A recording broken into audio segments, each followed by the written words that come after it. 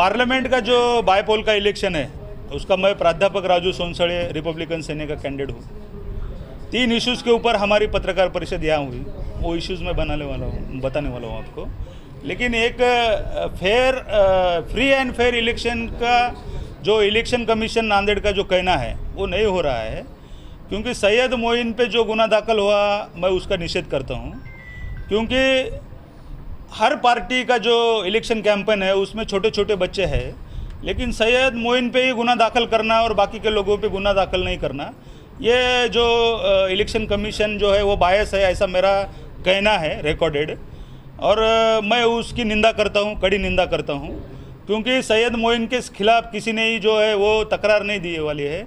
तो सुमोटो अगर election commission Syed Moin पे गुना दाखिल करता है तो सुमोटो जहाँ जहाँ रैलियाँ हो रही है, वहाँ पे बच्चे झंडे लेके घूम रहे हैं, वहाँ पे गुना दाखिल होना चाहिए। तो उसका मैं कंडम करता हूँ। ये डेमोक्रेसी में माइनॉरिटी और SC ST OBC के कैंडिडेट के ऊपर गुना दाखिल करना, और जो SC ST OBC और माइनॉरिटी कैंडिडेट नहीं है उनके ऊपर गुना दाखिल नहीं करना, ये फ्री और फेयर इलेक्शन में नहीं आता है।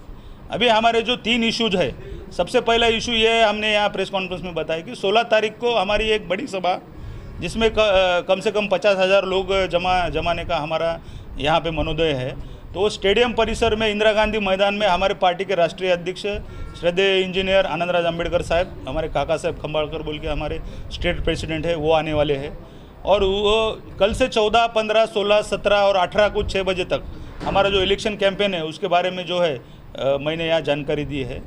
और मेरे 2 जो डिमांड है उसमें आदर्श घोटाले की अगर मैं खासदार बना तो मेरा पहली तकरार ये रहेगी, जॉइंट पार्लियामेंट्री कमेटी की तरफ से जो है वो आदर्श घोटाले की जो इंक्वायरी होनी चाहिए। साथ में जो है उसके जो ये आदर्श घोटाले के साथ में जो गुरुदा गद्दी का घोटाला 3-4 हज़ार करोड़ का हुआ है, जो कांग्रेस के उस समय मुख्यमंत्री स्वर्गीय विलासराव देशमुख और अभी जो नांदेड़ के भाजपा के राज्यसभा खासदार है, तो उन्होंने जो है वो जो घोटाला 3-4 हज़ार करोड़ का किया है गुरुदा गद्दी 16 में, तो उसकी जॉइंट पार्लियामेंट कमेटी से जो है इंक्वायरी होनी चाहिए। और अभी जो घरानेशाही चालू है कि नांदेड़ दक्षिण का जो आमदार है कांग्रेस का, उसका सगा भाई नांदेड़ लोकसभा का उम्मीदवार है, तो भाई चुन के दोनों में से कोई भी चुन के आए तो एक ही घर में सत्ता रहने वाली है, एक ही घर में आमदार खासदार रहने वाला है। और अभी नांदेड़ में जो कंधार लोहा विधानसभा है उसमें सगा भाई और सगे बहन दोनों चुनाव लड़ रहे हैं, दोनों में से कोई भी चुनाव जीत के आया तो वो जो है वो एक ही घर में जो है सत्ता रहने वाली है।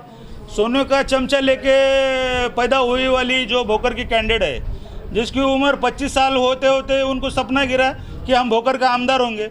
उनके माताजी पहले भोकर के आमदार थी, उनके पिताजी भोकर के आमदार थे, विद्यमान खासदार है, उनके दादाजी नांदेड़ में मुदखेड़ भोकर के जो है वो आमदार थे। तो यहाँ कहाँ लोकशाही है, ये तो घरानेशाही है।